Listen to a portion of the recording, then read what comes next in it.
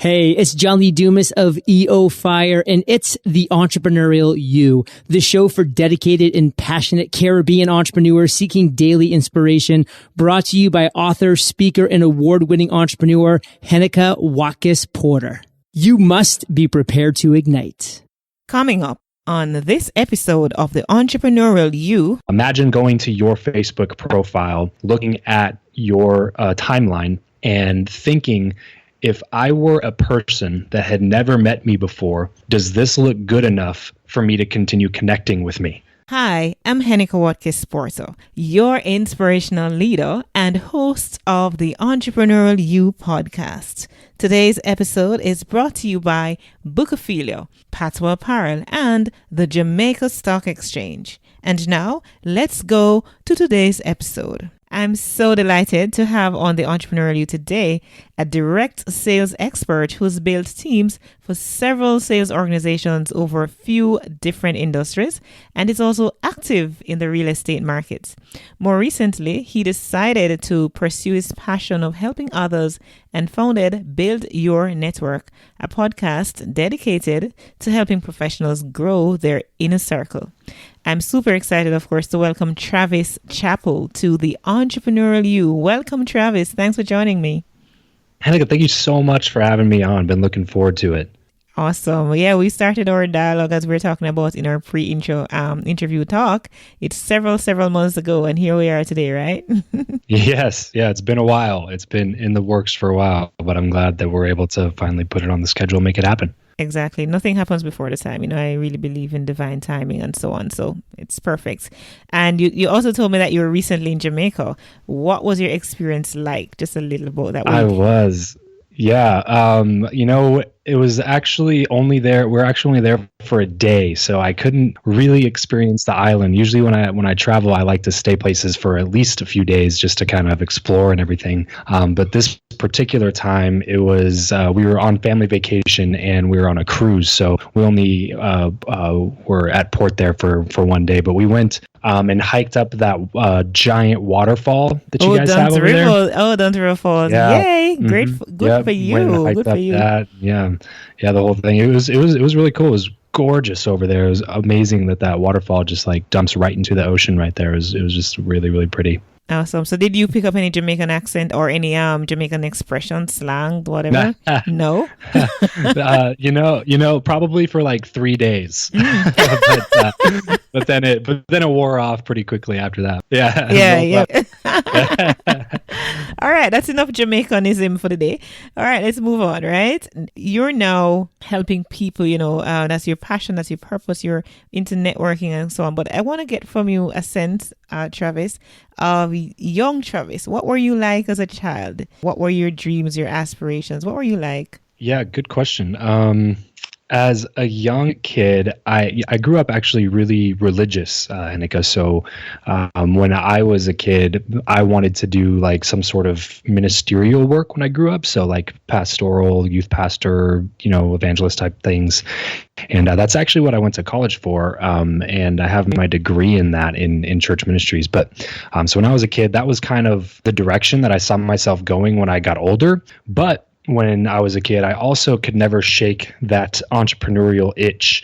It was always something that was kind of in me. When I was a kid, I would there's these little ovens. I don't know if anybody listening would remember these, but there's little ovens that you could make your own little creepy crawly bugs in them, and you put like little liquid in these molds, and you put it in this oven, and it would bake these little plastic insects. And I would make those and bring them to school and sell them to the other kids for, like when I was like in 5th grade or something, I would sell them to the 1st and 2nd graders for, a quarter or, a nickel or a dime, like whatever it was, so even back then I was, hustling and trying to figure out ways that I could put some money in my pocket.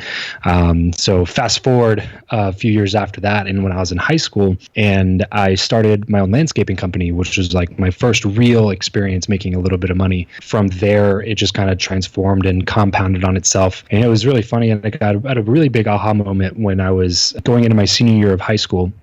because the summer before is when I started that business, and it was with a buddy of mine, and it was just a fun summer. We were making some money, and we would do landscaping jobs for like real estate investors that needed like a new lawn in their front yard before they would flip a house and put it back on the market. And so we'd go over and put in a new lawn and make sure sprinklers were working and all that kind of stuff. And we would take jobs when we wanted to, and then we just traveled around and went to the beach and had a good time. But we actually had money to use, which makes traveling around a lot more fun when you have some money to spend. So I remember I landed a couple of landscaping jobs before school started that year. And so I was sitting there in class in the fall semester, in my senior year of high school, and I was doing some math in class, obviously not paying attention to whatever the teacher was saying.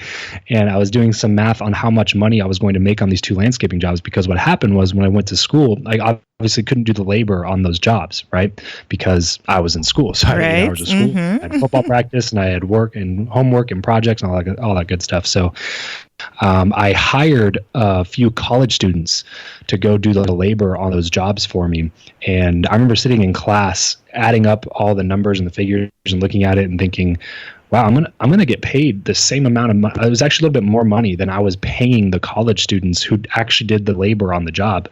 And that was when I had a really big aha moment there, because that was when it really clicked for me that the value of creating a relationship and the value of salesmanship and the value of bringing business to the table. So because I had brought the business to the table, I could then go get a couple people who could do the work for me and still make more money than those people and not have to be out, in the heat working and doing labor all day. So that was a really big aha moment for me, but that's just kind of a glimpse into my childhood as far as, I kind of had this other thing where I wanted to go this ministerial route, but deep in my DNA, I think there was just something that said that I was always just trying to hustle and put some extra money in my bank account. So that's an interesting story, right? And had it gone another way, then I would be calling you Reverend Chappell or Pastor Travis, Pastor Travis, or something to that effect. But there is.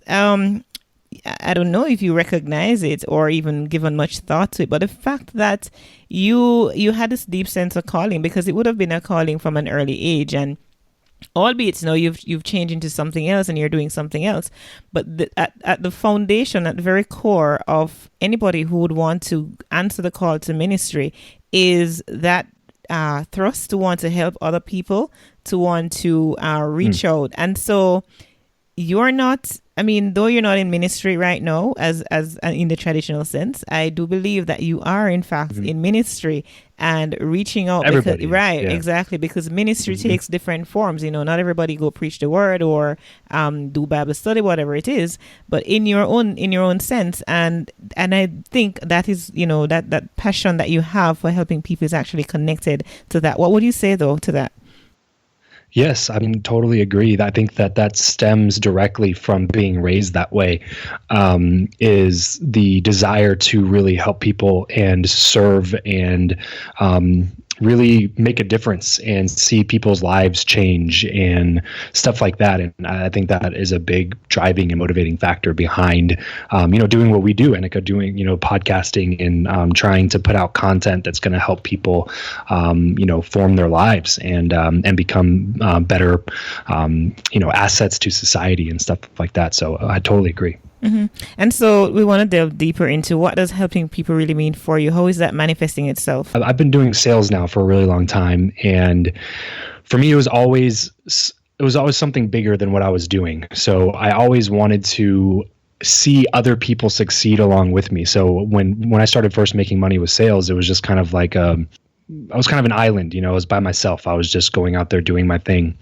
And so I wanted to bring on people and help them do the same thing that I was doing, because I was just so stoked to be doing what I was doing. And I couldn't believe the paychecks that I was getting. And I couldn't believe how little amount of work, I was putting into as far as like hours of real work and how big the paychecks were. And so I was really trying to find a way to bring other people to this, because I was like, man, this is just so awesome. I don't know why more people don't do this.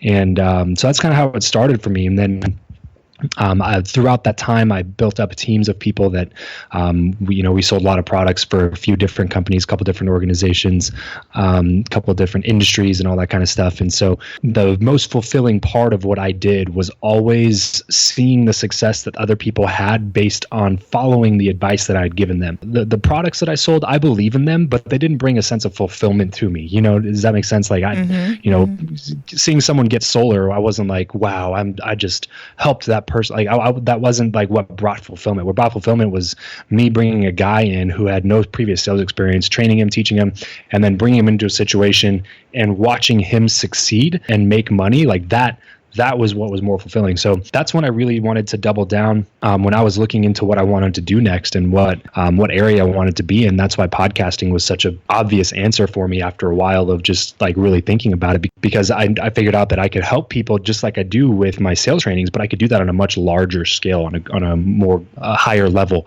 and reach more people and help more people that I may not have ever been able to meet, before then. And this too, Heneka, from your podcast. When you put a podcast out there, you have people from different countries that are tuning in and listening to what you are putting out there, people that you would literally not have ever been able to meet in person. Now you have the ability to connect with them and add value and help them create the life that they want for themselves. And that's just an amazing thing. And that's exactly how I was about to describe it. That's an amazing thing. I mean, as a podcast, as you rightfully say, I think there's no greater joy. Even I had the show on radio before it became a podcast. And yes, I enjoyed being behind the microphone and just connecting with persons, but the reach was actually limited. It was limited to person who would, I guess because it was also streaming online, but right. it was within a particular time. There wasn't the on-demand access and all of that, and reaching as many people as I am now. And so I understand that sense of fulfillment that you're talking about, and it's as if there's no greater joy, right? Yes, just connecting, definitely. just connecting with persons. Talking about your podcast, what has been the highlight of doing that podcast? People. Is people that's the main highlight, because I would say just one thing or another thing, but people is probably just the number one thing, because it's not just the people that I've been able to interview on my show, but that's also huge, because I've been able to talk to some really, really awesome people that, if I didn't have a podcast, they literally just would not have given me the time, because they couldn't have made it a priority in their schedule to give me the time to talk to me. It's not because they're a jerk or anything, or they only want to do it if it's going to promote themselves, but they have to guard their time. There's influencers, they have a lot of demands for their time, and so they have to really guard their time. So having a podcast has allowed me to talk to a lot of people that normally would not have given me the time of day, so to speak. But then it's also allowed me to connect with people who have been able to help with the podcast, and people that have been listening to my show that like the content that I'm putting out, and that I can connect with. And anybody that jumps in my Facebook group, I have a scheduling link in there, so people can go in. Once you join my Facebook group, you can schedule a call with me just to hop on the phone, just because I love connecting with people. So the number one most awesome thing about my podcast is just the people that I've been able to connect with to interview on the show, just the caliber of people that they are and the input they're putting into the world. And then also the people that I've been able to connect with that are listening to the show, and actually being able to create relationships with these people who, like I said, would before there was just zero chance of connecting with them. And now I have this platform, this medium to be able to do that. So definitely people. Yeah, absolutely. Just as you talk about that, I just reflect on, just recently I was able to reach out to Seth Godin and to be on my show, and I just interviewed him a couple of days ago, and I'm like, under normal circumstances, you rightfully say, Seth would have to guard his time. I wouldn't get the time of day had I not have a podcast. Yeah. I mean, even that's a traditional radio show probably wouldn't even do it, but a podcast is just something about it that, and the persons. Thought leaders understand the value of a podcast, whereas, I don't know, there are some persons who haven't yet caught on, especially in the developing world, we haven't quite caught on the value and how potent it is as a marketing tool, as just something to get your voice out there. Amazing. The amazing things that we're doing, the people that we're connecting with, the listeners, the feedback that we're getting, the audience, it's just beautiful. It's a wonderful thing. And I'm blessed to have a podcast. And I know you feel the same way. Definitely. And congratulations on Seth Godin. That's huge. That's a fantastic interview. I'll be looking forward to listening to that one. Oh yeah, definitely. Thank you so much. So we're going to take a break right here, Travis. And when we come back, we're going to get onto that hot topic of growing your business via Facebook, and especially amidst the changes that Facebook has recently announced, and we see how that will affect us as content marketers. So hang on, let's take a break. We'll be right back. Success is something that we gradually work towards as an end goal, but we need to be in the right environment to make it happen. Bookophilia is dedicated to providing a space for book, coffee and tea lovers, creatives, educators, students, and professionals who want ideas, innovation, and inspiration. They have a variety of high-quality books, a cafe, events such as book launches, signings, and art exhibitions, and professional services uniquely tailored to your needs, culture, and tastes. Their environment provides for the full literary arts experience, allowing for multifaceted creative expressions. Find them on Facebook, Instagram, and Twitter at Bookophilia. We needed to raise capital, but our experience with local financial institutions was that they were cautious and slow to act, and interest rates were far too high. We had real concerns about financing our business through outside equity investors and the possibility of interference. Could we get a fair valuation for our business? We had our own ideas about the business and its value. Should I go the traditional route of bank financing, or should I try the Jamaica Stock Exchange? So we made a call and experienced transformation of our business through conversations. I'm John Mafood, CEO of Jamaican Teas, and we're listed on the Jamaica Stock Exchange. Give us a call today at 876-967-3271 to begin your transformation through conversation. We want to see your company listed on the Jamaica Stock Exchange. Do you want to see the world filled with better leaders? Filling the world with leaders worth following starts with you, and you can be that leader in your company, organization, or community. On May 4, 2018, join more than 100,000 leaders from around the globe at the world's largest leadership event, LeaderCast Live. Broadcast live from Atlanta to a community near you, LeaderCast Live will allow you to learn from leaders like Andy Stanley, Michael Hyatt, and Dr. Jim Lure. For more information on this can't miss event, visit HenekaWatkis-Porter.com and click on LeaderCast Kingston and invest in the future of your career, your organization, your community, and your world. Welcome back. We are talking with Travis Chappell. He is networking. He's a real estate marketer, networking expert, podcast expert. He's just a wealth of information that we have here right now. And so if you're just joining us, don't go any place. Of course, if you decide to go any place, you can always download and listen and come back and listen. And that's the beauty of a podcast. So now, Travis, welcome back. We're going to be talking Facebook. How can we use Facebook to, grow our business, leverage it to grow our business? Man, that's such a great question. There's so many ways. And I'll talk about just one thing really quick, Heneka, because I think it's something that a lot of people are really missing, and that is the power that Facebook has for free marketing. A lot of people have this misconception that you can only get real results on Facebook if you spend a lot of money on ads, and if you go hire an ad agency to build these insanely targeted specific ads. And if you have the marketing budget and all that kind of stuff to do that, fantastic. They're a great way to do it. But I think a lot of people are stretching their budget to do that. And sometimes it would just make more sense for them to just spend more time on Facebook rather than spending more money on Facebook.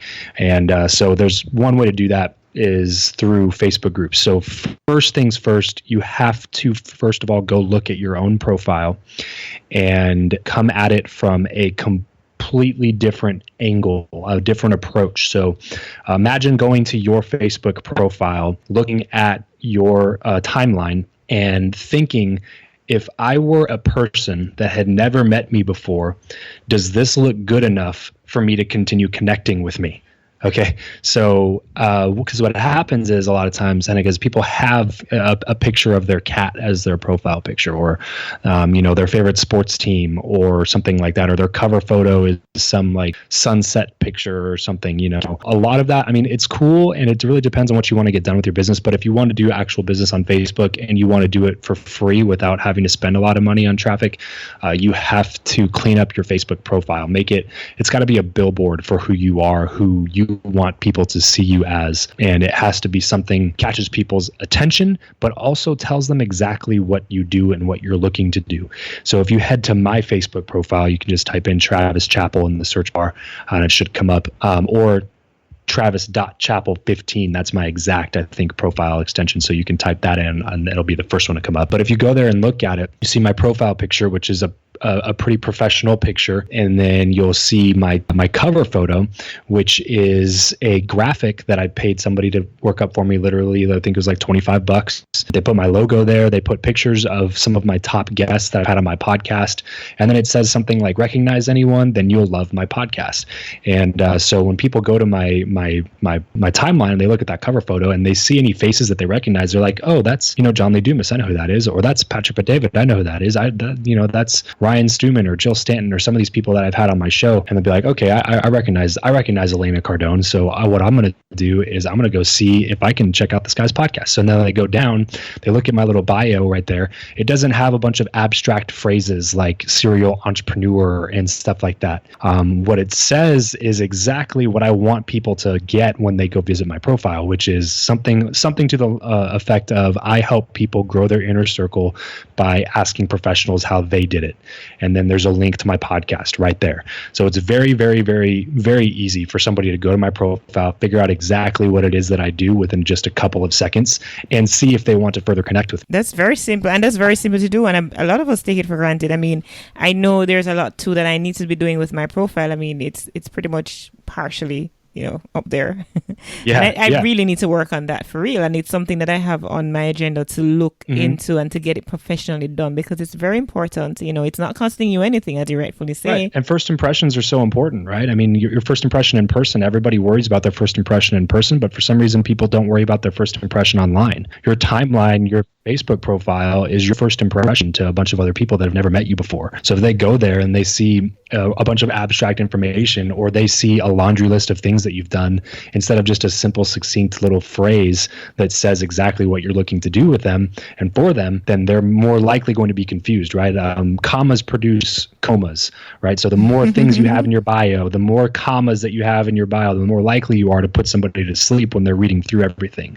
So just come up with one little short, simple phrase that you do to help people, or what you do with your business, whatever it may be, and put that in your bio. Make sure your link to your website is there, and then just try to point everything in that direction. So just clean up your Facebook profile, make it look professional, make it be a billboard for your business. That's step number one. Now, step number two is going to take a little bit more time. So this is where you're going to go into some Facebook groups and to start doing some networking, some really good online networking. So Facebook groups are a fantastic way to do that. And there's a lot of different tips and tricks on that. I have an ebook that I give away for free, Heneka. So if you're listening right now, you want to download that ebook. It's called Groupology, and it's how to network in Facebook groups without being that one person. And we all know who that one person is that comes and spams everybody. Right? Yeah, drops all their links, and like says, go buy all my stuff. They've never met you before. They've never asked you anything. They never liked your status. They never liked anything. They just want to get a bunch of business for free. And that's not how it works. So that book just breaks down how to actually go into a group and network with people without having to be that really annoying person that gets kicked out of the group in, day 3. So if you want a more detailed description of what to do in Facebook groups and stuff like that, then you can go download that. Find it at buildyournetwork.co/FB, buildyournetwork.co/FB, and you can download that ebook. But there's a couple of things that I can touch on while we're chatting here, Heneka, so the people listening can get some value.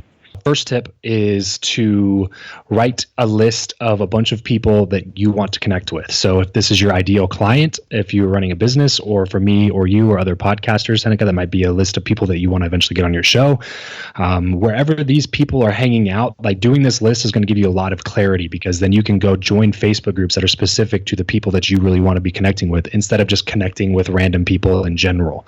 So this will give you a more specific, more focused way to go connect with people. So write out that list of people, then go join about 5 to 10 Facebook groups. What I would do is go join about 15 to 20. And then after you get in those groups, then narrow it down to about 5 that you're really going to spend a lot of time in. I recommend joining 15 to 20 because some, you're not really going to figure out the engagement level until you get in the group and see what's going on. Because some groups have 8,000 people, but an average post only gets 6 likes or something like that. Whereas some groups, like my Facebook group, for instance, we have about 200 people, but we get a lot of engagement in our group because it's a really close-knit community. So more highly engaged groups are the better ones. So I would say go join 15, 20, and then after about a week or two, you'll really start to narrow it down, and then make sure you just double down, focus on 5 groups, because anything more than that, you're just going to be spending either 8 hours a day in Facebook groups, or you're just not going to be able to add as much value as you should be in the groups that you're in.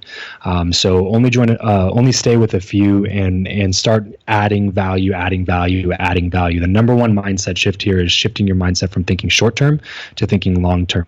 Yeah, so that's just a couple of a really quick tip. So you go in those groups, start adding value, start making some posts. Then what happens is somebody comments on your post, right? Somebody likes or reacts or loves or whatever to your post.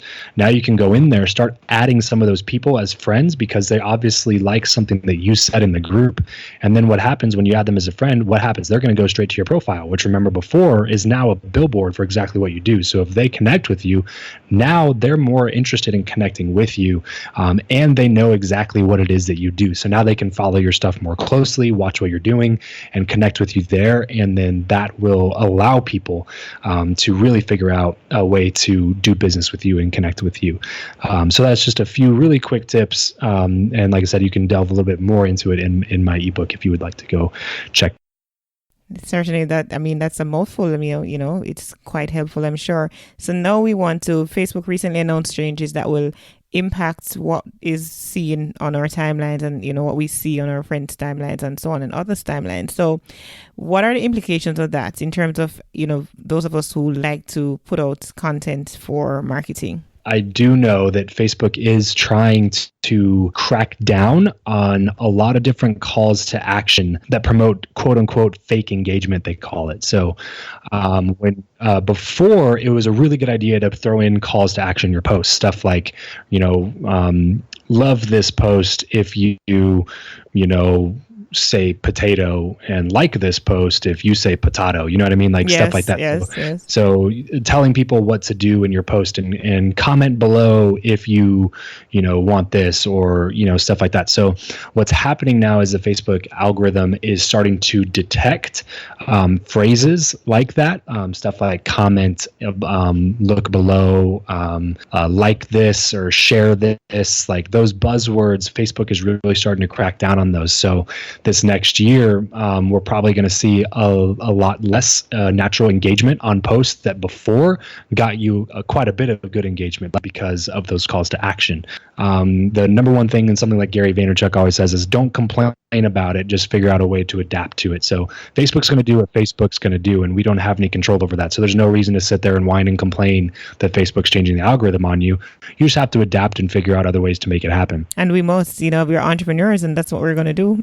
Right. I think this is probably even good, and that's why Facebook does it, because they want the true engagement on Facebook to be with posts that are worth engaging on. And now, instead of just like throwing in a quick comment something that you're thankful for type thing into your Facebook status, like you can't really do that anymore to get that kind of engagement. So you have to be more creative. You have to add more value to get that true engagement, which ultimately was just going to boost the value of your content anyway. So Facebook's kind of doing you a favor. Forcing you to think outside the box, right? Exactly. Making you actually come up with good content instead of just saying, like this if you're a Virgo, So yeah, there's a couple of changes. that we'll definitely need to adapt to if we want to keep getting promoting our engagement on Facebook. Awesome, Travis. You've given us enough nuggets for us to go and implement. And certainly, as it relates to our profile, that is something that we really need to look into and take action, because it's such a great piece of real estate in terms of our marketing. And a lot of us are not taking advantage and leveraging it to benefit our businesses and benefit, our growth and so on. So thank you so much for being on the Entrepreneurial You. And before we go, though, I want to ask you to repeat the ebook that you have for us, as well as your contact information on your social media platforms that you're available. Yes, ma'am. So for the Facebook ebook, just head over to buildyournetwork.co/FB for Facebook. And then there'll be a copy of my ebook that you can download right there. And then right below that, Heneka, there's a link to join my Facebook group. That is where I spend a lot of time engaging with people. Like I said, if you want to hop on a quick phone call with me, go join the Facebook group and you can schedule it in the welcome post there. There's a link to my calendar. You can schedule a quick phone call. Love to get to know you better. And I spend a lot of time in that Facebook group. And then obviously from there, you'll be able to find my personal profile, add me as a friend and all that good stuff. Really, the other social site I spend a lot of time on is Instagram. So that is just at Travis Chappell on Instagram, or just go join my Facebook group and I'll connect with you there. And so my peak performers, yes, you heard Travis. Please go and check him out. I'm sure you love the content that he's been sharing with us. He's given us a lot of nuggets, things to hold on to make some positive changes in our businesses and in our lives in general. And so, Travis, again, thank you so much. It has been a pleasure of mine to have you on the Entrepreneurial You. Heneka, thank you so much for having me on. I had a blast chatting with you. We have come to the end of another value-packed episode of the Entrepreneurial You podcast. Thank you so much for tuning in. And I ask you kindly to leave a rating and review in iTunes, or simply leave a comment on the show notes page of the episode, as well as to share it with your friends, because you do know that sharing is caring. And perhaps you also know that I spent 2 months recently in incredible India. I was doing a training on how to train entrepreneurs and entrepreneur trainers and promoters. So I'm now certified. And just to say that I've traveled a lot, but certainly this will go down as one of the most impactful. I've learned so much about the culture and the country, met some of the most amazing individuals, and seen some incredible things. After all, I was in incredible India. Of course, if you'd like to keep up to date with what I'm doing, please email me at henekawatkis.porter@gmail.com so that you can be added to my newsletter distribution list.